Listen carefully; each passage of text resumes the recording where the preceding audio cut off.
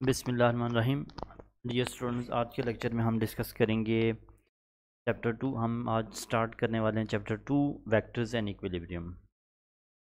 और इसके अंदर हम टॉपिक 1 डिस्कस करेंगे स्केलर और वेक्टर क्वांटिटीज़, और फिर हम उसके बाद डिस्कस करेंगे rectangular coordinate system.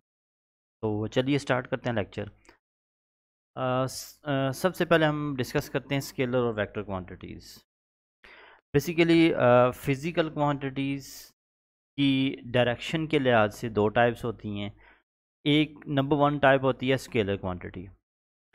Scalar quantities ऐसी क्वांटिटीज़ जिनको हम जस्ट मैग्नीट्यूड के साथ हम डिस्क्राइब कर सकें, उसको रिप्रेजेंट कर सकें, ऐसी क्वांटिटीज़ को हम स्केलर क्वांटिटीज़ कहते हैं।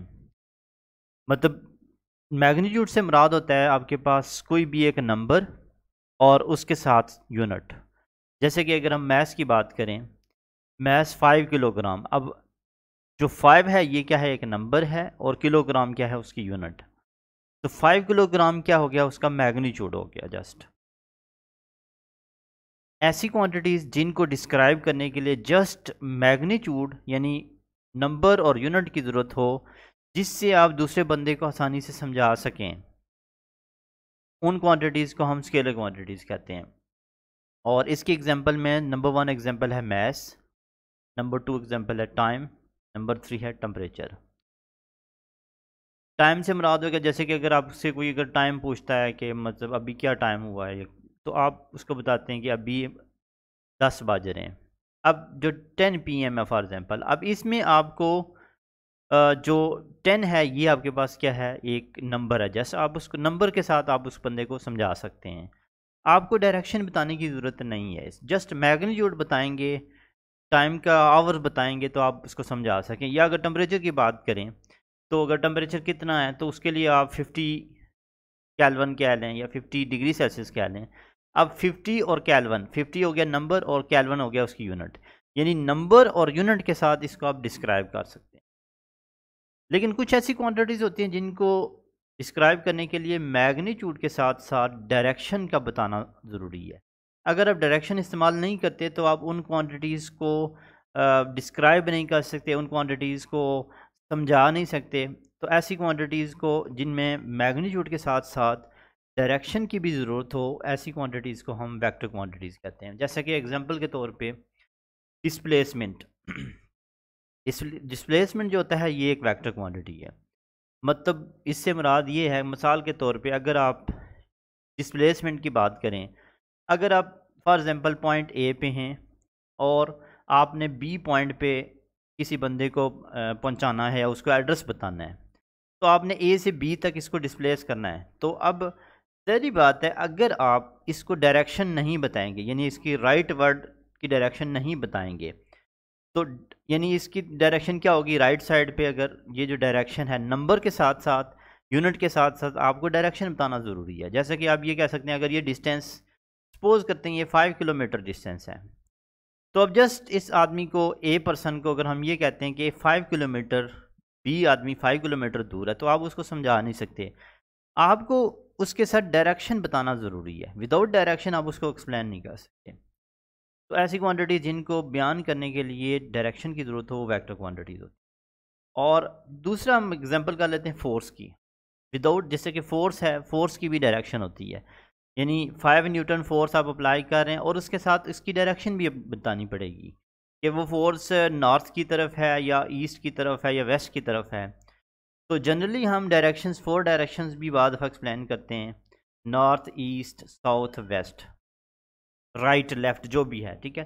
तो यानी ऐसी क्वांटिटी जिनको एक्सप्लेन करने के लिए मैग्नीट्यूड के साथ साथ डायरेक्शन बताना ज़रूरी हो, ऐसी क्वांटिटीज़ को हम वेक्टर क्वांटिटीज़ कहते हैं। ओके, नेक्स्ट हम रिप्रेजेंट डिस्कस कर करते हैं कि वेक्टर को तो कैसे basically represent. There are two methods for representation of vector quantities. पहला तरीका है सिंबॉलिक रिप्रेजेंटेशन। सिंबॉलिक रिप्रेजेंटेशन के अंदर हम किसी भी लेटर को बोल्ड फेस कर लेते हैं। जैसे कि ए और बी दो लेटर्स हैं, अगर इनको हमने वेक्टर के तौर पर रिप्रेजेंट करना है तो जैसे इनको हम क्या कर देंगे, बोल्ड कर देंगे। जनरली बुक्स के अंदर, मोस्टली बुक्स के अंदर, जिस तरह कि आपकी पार्ट 1 की बुक्स है, फर्स्ट ईयर की फ़िज़िक्स की बुक है, उसके अंदर आप देखेंगे कि जो लेटर्स हैं बोल्ड हुए हुए मतलब वो वेक्टर्स क्वांटिटीज़ होंगी, और जो बोल्ड नहीं होंगे वो जस्ट क्या होंगी, स्केलर क्वांटिटीज़ होंगी। तो वेक्टर को रिप्रेजेंट करने का पहला तरीका है बोल्ड फेस लेटर।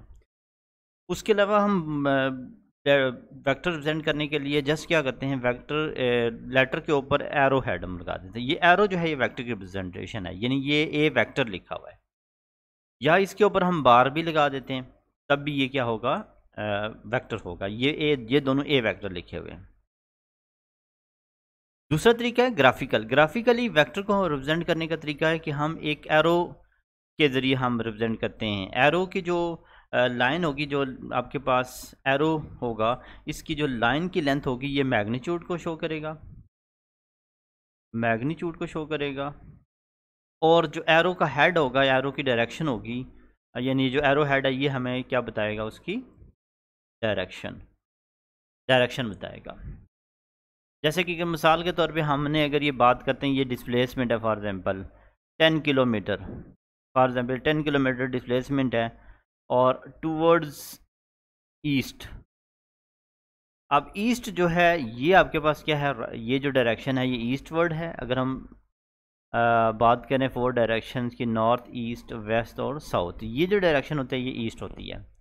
तो 10 किलोमीटर जो है इसका मैग्नीट्यूड है, और ये जो ईस्ट है इसकी क्या है, ये ईस्ट जो है वो एरो हेड की तरफ है, यानी इसका जो एरो है ये ईस्ट की तरफ है। हम ये कह सकते हैं इसकी डायरेक्शन क्या है, ईस्ट की तरफ है। तो ग्राफिकली वेक्टर को एरो के साथ रिप्रेजेंट किया जाता है। उसके बाद हम बात करते हैं नेक्स्ट, रेक्टेंगुलर कोऑर्डिनेट सिस्टम। सबसे पहले हम बात करते हैं रेक्टेंगुलर कोऑर्डिनेट सिस्टम होता क्या है। Two lines drawn perpendicular to each other form a system of coordinate axes is called rectangular coordinates. इसमें इस कोऑर्डिनेट सिस्टम के अंदर दो लाइंस होती हैं और वो दोनों लाइंस म्यूचुअली परपेंडिकुलर होती हैं, जो कि मिल के एक सिस्टम बनाती हैं। उस सिस्टम को हम रेक्टेंगुलर कोऑर्डिनेट सिस्टम कहते हैं। इसमें जो ये वाली लाइन है जो जस्ट क्या है, हॉरिजॉन्टल लाइन है, इसको हम एक्स एक्सिस कह सकते हैं या हॉरिजॉन्टल एक्सिस कह सकते हैं। इसमें जो राइट की तरफ होता है वो पॉजिटिव होता है, लेफ्ट की तरफ जो है ये लाइन क्या होती है, नेगेटिव होती है। अब एक और बात यहाँ डिस्कस करने की, जो ओरिजिन कॉमन पॉइंट होता है उसके कोऑर्डिनेट क्या होते हैं, यहाँ पे 0 0 होते हैं। यानी ये जो ओरिजिन है जहाँ पे ये दो लाइन्स मीट करती हैं इसको ओरिजिन कहते हैं। ओरिजिन पे कोऑर्डिनेट्स हमारे एक्स और वाई दोनों 0 होते हैं। दूसरी लाइन होती है आपके पास वाई, जो अपवर्ड पॉजिटिव होती है, यानी इस ओरिजिन से अपवर्ड पॉजिटिव होगी, और डाउनवर्ड ये क्या होती है, ये नेगेटिव होती है। नेगेटिव को हम बार से रिप्रेजेंट करते हैं। रेक्टेंगल कोऑर्डिनेट सिस्टम ऐसा सिस्टम जिसमें दो म्यूचुअली परपेंडिकुलर लाइंस को ड्रॉ किया जाता है, और इस सिस्टम को हम कहते हैं रेक्टेंगल कोऑर्डिनेट सिस्टम। और इसका जो दो लाइंस हैं ये जिस पॉइंट पे मीट करती हैं, इंटरसेक्ट करती हैं, उसको हम कहते हैं ओरिजिन कहते हैं, और यहाँ पे कोऑर्डिनेट होते हैं इसके 0 0। ओके, उसके बाद हम डिस्कस करते हैं कि इस सिस्टम के अंदर अगर हम कोई वेक्टर को ड्रॉ करें तो वेक्टर को कैसे हम रिप्रेजेंट कर सकते हैं। तो हम देखते हैं, चलें इस 2 डायमेंशनल सिस्टम के अंदर, जिसे हम रेक्टेंगुलर कोऑर्डिनेट सिस्टम कहते हैं, इसके अंदर किसी भी वेक्टर को अगर रिप्रेजेंट करना है तो हम ओरिजिन से उस वेक्टर को जस्ट ड्रॉ कर देंगे। ठीक है, ओरिजिन से उस वेक्टर को जस्ट ड्रॉ करेंगे तो ये हमारे पास क्या हो जाएगा, ये वेक्टर यहाँ पे ड्रॉ हो गया।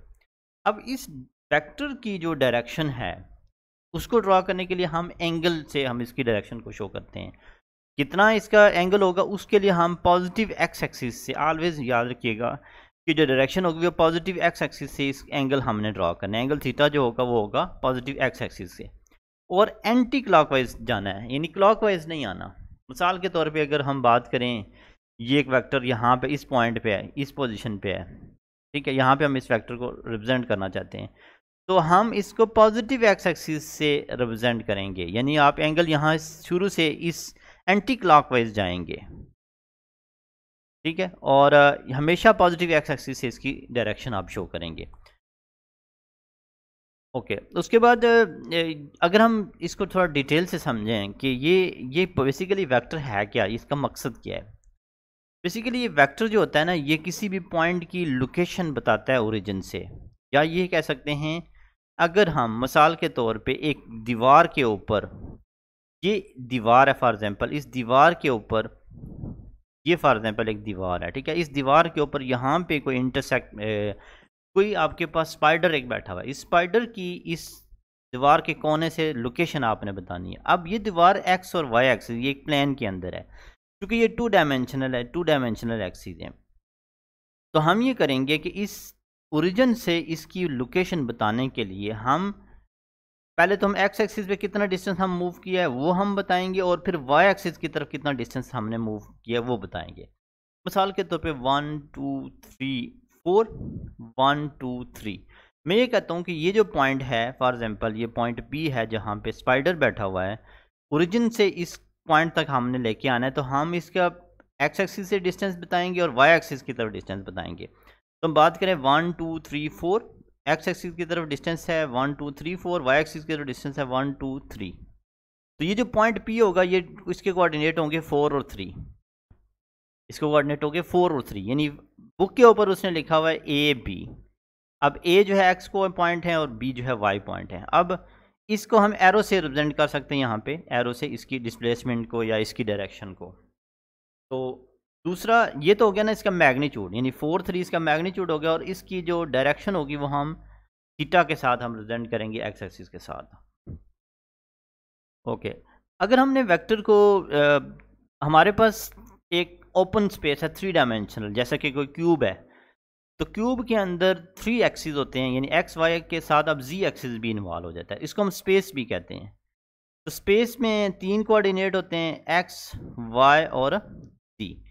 तो इसमें भी हम क्या कर सकते हैं, अब ये जो पॉइंट होगा ये एग्जैक्टली किसी प्लेन में नहीं होगा बल्कि यहाँ पे स्पेस के अंदर होगा। तो अब हमने क्या करना है, इस ओरिजिन से जस्ट एक एरो ड्रॉ कर देंगे इस पॉइंट की, तो हम इसके कोऑर्डिनेट कह सकते हैं A B C. A B C मतलब ए जो है वो एक्स एक्सिस के लिहाज से कितना डिस्टेंस है, बी जो है वो वाई एक्सिस के लिहाज से कितना डिस्टेंस है, और जी जो है जेड एक्सिस से कितना डिस्टेंस है। मिसाल के तौर पे अगर हम इसको थोड़ा डिटेल से समझना चाहें, हमारे पास एक क्यूब है, इस क्यूब के अंदर कोई एक पॉइंट है जो सेंटर में लाई कर रहा है, इस क्यूब के सेंटर में लाई कर रहा है। अब ये पॉइंट कितना एक्स एक्सिस पे है, कितना वाई एक्सिस पे है और कितना जेड एक्सिस से कितना दूरी पे है, उसको हम क्या करते हैं इससे रिप्रेजेंट कर सकते हैं। और इसमें भी अगेन हम बात करें, अगर हम इसकी डायरेक्शन बताना चाहें, एक्स वाई जी एक्सिस की डायरेक्शन बताना चाहें, तो हम क्या करते हैं एक्स एक्सिस से इसकी डायरेक्शन को अल्फ़ा के साथ रिप्रेजेंट करेंगे, यानी एंगल को अल्फ़ा से रिप्रेजेंट करेंगे।